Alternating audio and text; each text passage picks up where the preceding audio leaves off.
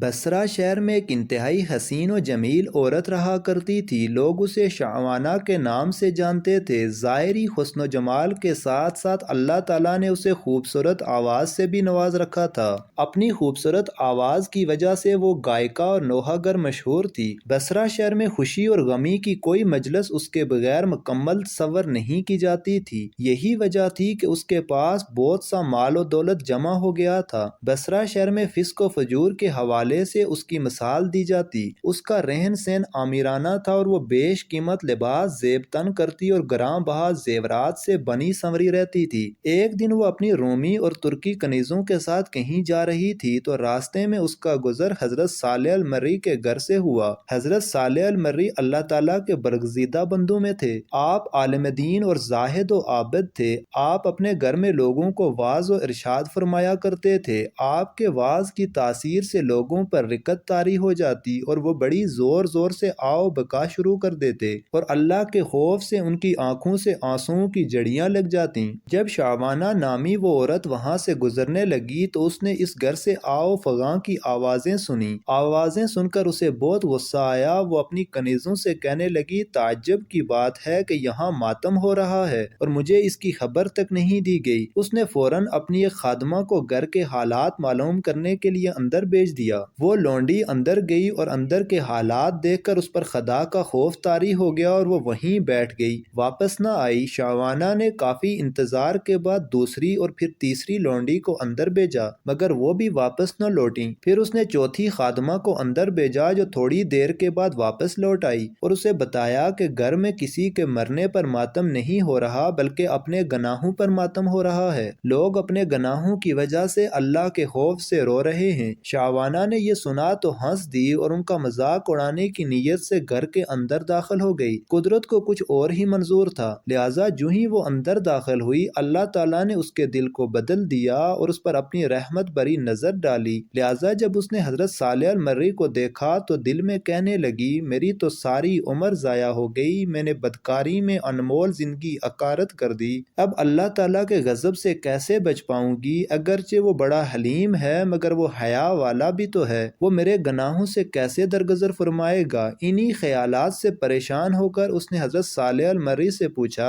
اے امام المسلمین، کیا اللہ تعالیٰ نافرمانوں اور سرکشوں کے گناہ بھی معاف فرما دیتے ہیں؟ آپ نے فرمایا، ہاں، یہ واعظ و نصیحت اور وعدے و وعیدیں سب انہی کے لیے تو ہیں تاکہ وہ سیدھے راستے پر آ جائیں۔ اس سے بھی اس کی تسلی نہ ہوئی تو پھر کہنے لگی، مگر میرے گناہ تو آسمان کے ستاروں اور سمندر کی جاگ سے بھی زیادہ ہیں۔ آپ نے فرمایا، کوئی بات نہیں، اگر تیرے گناہ شعوانہ سے بھی زیادہ ہوں تو بھی اللہ تعالیٰ معاف فرما دیں گے۔ یہ سن کر وہ چیخ پڑی اور رونا شروع کر دیا، اتنا روئی کہ اس پر بے ہوشی طاری ہو گئی۔ تھوڑی دیر کے بعد جب اسے ہوش آیا تو کہنے لگی، یا حضرت، میں ہی شعوانہ ہوں جس کے گناہوں کی مثالیں دی جاتی ہیں۔ پھر اس نے اپنا قیمتی لباس اور گراں قدر زیورات اتار دیے اور پرانا سا لباس پہن لیا۔ اس نے گناہوں سے کمایا ہوا سارا مال صدقہ کر دیا اور اپنے گھر میں مقید ہو کر بیٹھ گئی۔ ساتھ ہی اس نے اپنے تمام غلام اور خادمائیں بھی آزاد کر دیں۔ اس کے بعد وہ شب و روز اللہ تعالیٰ کی عبادت میں مصروف رہتی اور اپنے گناہوں پر روتی رہتی اور ان کی معافی مانگتی رہتی، رو رو کر رب کی بارگاہ میں التجائیں کرتی، اے توبہ کرنے والوں کو چاہنے والے اور گناہگاروں کو معاف فرمانے والے، مجھ پر رحم فرما، میں کمزور ہوں، تیرے عذاب کی سختیوں کو برداشت نہیں کر سکتی، تو مجھے اپنے عذاب سے بچا لے اور مجھے اپنی زیارت سے مشرف فرما۔ کہا جاتا ہے کہ پھر اس نے اس حالت میں 40 سال کی زندگی بسر کی اور اللہ کو پیاری ہو گئی۔